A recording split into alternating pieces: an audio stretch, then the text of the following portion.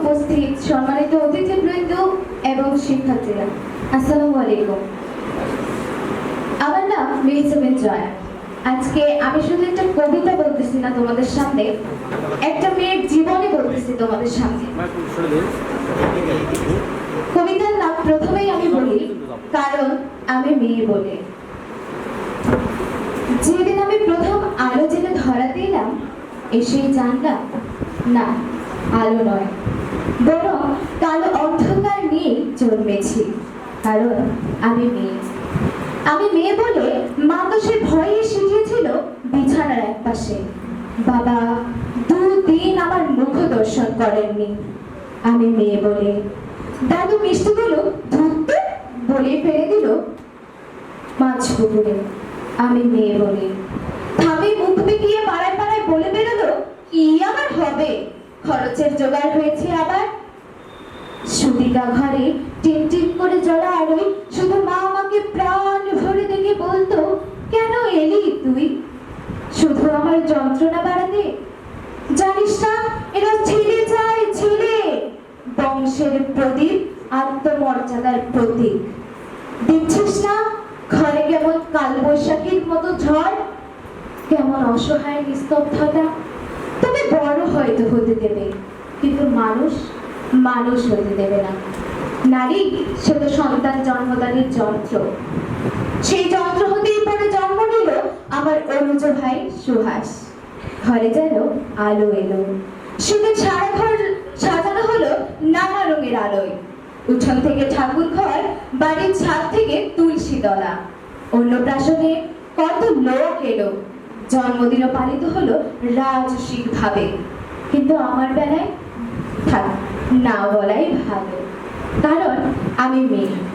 আমি মেয়ে বলেই স্কুলের গণ্ডিতে শেষ হলো আমার শিক্ষা জীবন। উচ্চশিক্ষা কি দরকার আমার, একদিন তো পরের ঘরে, কারণ আমি মেয়ে। ভাই বড় হলো, ভাই উচ্চ শিক্ষা পেল। দিনের পর দিন রাগ করে বাড়ি ফিরে বাবা চুপ করে থাকতো, অথচ শৃঙ্খলার সমস্ত বেরি আমার পায়ে বাঁধা ছিল, কারণ আমি মেয়ে। রঙিন মেঘের মাঝে সূর্যাস্তের অপরূপ দৃশ্য দেখার সৌভাগ্য আমার হয়নি কখনো। তার আগেই বন্দী হতে হতো রক্ত শাসনের চার দেওয়ালের মাঝে, কারণ আমি মেয়ে। আমি মেয়ে বলে স্বামীর পরকীয়াও মুখ বুঝে মেনে নিতে হতো। ছেলেরা নাকি এমন হয়, আমি তাই বলেছিল। মা চলে গেল পুরুষ শাসনের বেড়াটি নিয়ে, যেখানে আচার নেই, অত্যাচার নেই, ব্যভিচার নেই, লিঙ্গভেদের অপমান নেই, মেয়ে বলে। নিয়তির নিষ্ঠুর পরিহাসে ভাইয়ের থেকে বিতাড়িত বাবা একদিন মা বলে আশ্রয় নিল আমার আচরের তলে। হ্যাঁ, চোখের জলে মাতৃ স্নেহে আমি বুকে জড়িয়ে ধরি তাকে। আমি মেয়ে বলি, মমতা বেশি বলে। অথচ সে প্রাগৈতিহাসিক যুগ থেকে যুগান্তরের কঠিন পথ হেঁটে আমি জেনে এসেছি আলো। আমার গর্ভ থেকেই জন্ম নিয়েছে লিঙ্কন, আমার গর্ভ থেকেই জন্ম নিয়েছে বিদ্যাসাগর, আমার গর্ভ থেকেই জন্ম নিয়েছে সুভাষচন্দ্র, আইনস্টাইন, রামমোহনেরা। অথচ বারবার আমাকেই পুড়ে মরে সতী হতে হয়েছে সতীদাহে, কারণ আমি মেয়ে। সতী করার বাসনাটা আজ হয়তো নেই, কিন্তু দাহটা আজও আছে, অন্যভাবে, অন্য রূপে। কিন্তু একদিন নারীর ঠোঁট রেঙে উঠবে রক্ত নিয়ে। কলঙ্কের ঘোমটা ছিঁড়ে উন্মুক্ত হব জলস্থলে, আর উন্মুক্ত হব আকাশে।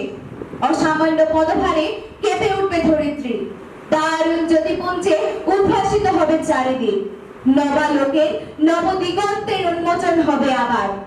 সবাই আতঙ্কে স্তব্ধ হয়ে দেখতে থাকবে রণচণ্ডী মূর্তি ধারিণী একবিংশ শতাব্দীর নারী শক্তিকে। সমস্ত শৃঙ্খলা আর লিঙ্গ ভেদ ভেঙে চুরমার করে দিয়ে তোমায় দেখাবো পুরুষ, আমরাও মানুষ, রক্ত মাংসের মানুষ। নারী পুরুষের বিপরীত নয়, বরং পরিপূরক। আমি ছাড়া তুমি অসম্পূর্ণ, এ জগৎ অসম্পূর্ণ, সম্পূর্ণ রূপে অসম্পূর্ণ। ধন্যবাদ সবাইকে।